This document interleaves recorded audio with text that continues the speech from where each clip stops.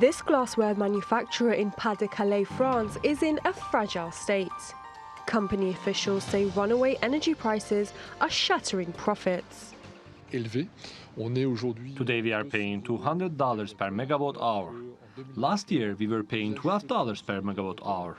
This is a huge increase and we can no longer maintain our desired level of production. The French government is paying $2.4 billion in subsidies each month to 12 million low-income households. And it will dole out another $16 billion to cap energy prices for residential users next year. But so far, industrial users have received no respite. Despite rising economic pressure on domestic businesses, Brussels is staunch in its opposition of Russia's attack on Ukraine. And I want to make it very clear. The sanctions are here to stay. This is time for us for resolve and not for appeasement. This has to be very clear. Now the EU is hoping to cushion the impact of these sanctions on citizens by making energy companies pay more in taxes. Overall, our proposal will raise more than 140 billion euros for member states to cushion the blow directly. These are all emergency and temporary measures we are working on, including our discussion on gas price caps. Member states are also taking other steps to alleviate the energy crisis, like boosting output from fossil fuels. This coal plant in Marseille, France, was shut down in March. Now its furnaces are fuming again. We're going back to coal. But we know it's not good. We know that we're polluting and it's a failure. Because having to restart the plant means that the state can't do otherwise. So in relation to ecology, to our planet and our children, it's an acknowledgement of failure. The imminent increase in the use of dirty fuels runs contrary to climate pledges made by member states. But to save the economy, EU leaders say that's a promise they're willing to break. Tayyibe Aydin, TRT World. For more on this now, independent analyst Neil Atkinson joins me live from Paris. Neil, many thanks for being with us today.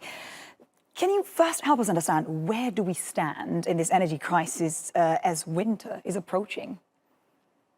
Well, winter's been coming at us pretty hard, and for some months now, the main target of European governments has been to build up stocks of natural gas ahead of the winter heating season to the maximum possible level. And it looks as if most of the major European economies have managed to get stocked up to pretty high levels, 85, 90% of the level you would expect for this time of year.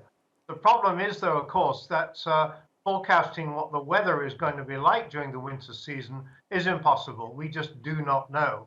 And I guess we all have to pray that we have a mild winter season. If we have a mild winter season, then it's quite likely that the major European economies will manage to get through the winter season without too much problem as far as domestic households are concerned. But your report earlier suggested that one of the really big problems is the massive rise in energy costs for businesses, most of which are not so far receiving much support from their governments. Interesting that you've hinted at the restocking as well, and the gas restocking in Germany, for instance, a very important indicator. How is that proceeding?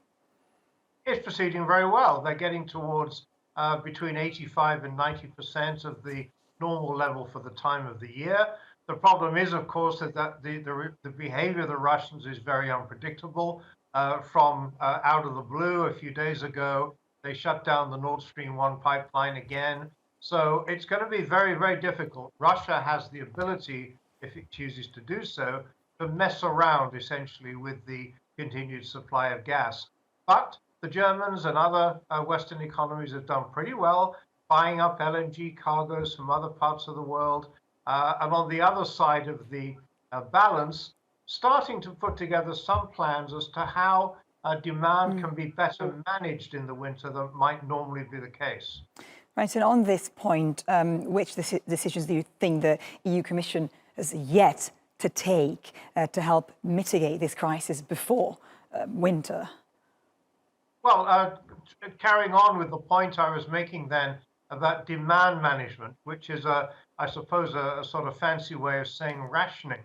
Again, depending on the severity of the weather, as far as domestic customers are concerned, it may not be necessary to institute rationing of gas supplies or power cuts. As far as the industrial sector is concerned, though, that may be rather more difficult.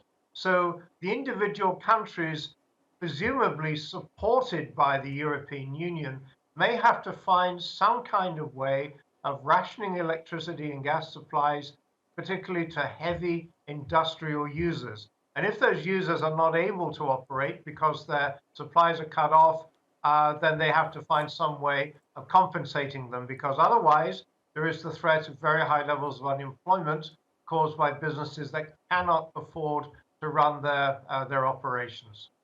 Interesting, Neil.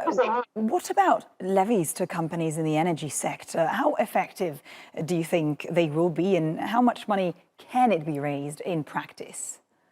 Well, this is a very controversial subject because there is a widespread feeling, and indeed it's very much justified.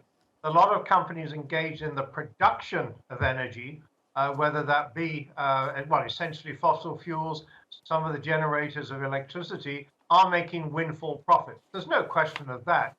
The issue is, of course, what our governments are going to do, what the European Union is going to do to tax those so-called windfall profits as a means of redistributing the wealth to help customers that are in distress. So the European Union has a plan. They're talking about 140 billion euros, which is obviously going to go some way to helping distressed customers. And I believe it is the right way to go, because these are most definitely windfall profits. They're unearned profits. And I think the governments have the absolute right to tax those windfall profits appropriately to help everybody else.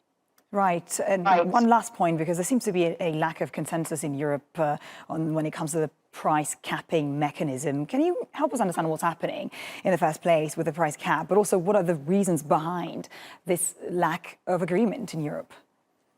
Well, Europe is, of course, in a very difficult situation because you have countries in Central and Eastern Europe who are members of the European Union who are very, very heavily dependent on supplies of Russian gas. The pipeline networks point from Russia directly to them, and they cannot, of course, find alternative supplies very easily. So Hungary is a big example. They are very resistant to measures which directly target Russia, because those measures could rebound on their own economies. Other economies, such as France and others, are better placed to resist cut-off supplies from the cut-off of supplies from Russia. So the economies, their conditions vary dramatically across the piece, and finding some form of common policy that everybody can agree on is going to be very, very difficult across the European Union. But winter's coming. If we were to get harsh weather early in the winter season, that will concentrate the minds of the European regulators and the national regulators, and they will have to bring forward even tougher measures than they're currently implementing. Absolutely. Neil Atkinson, many thanks for your analysis. Thank you.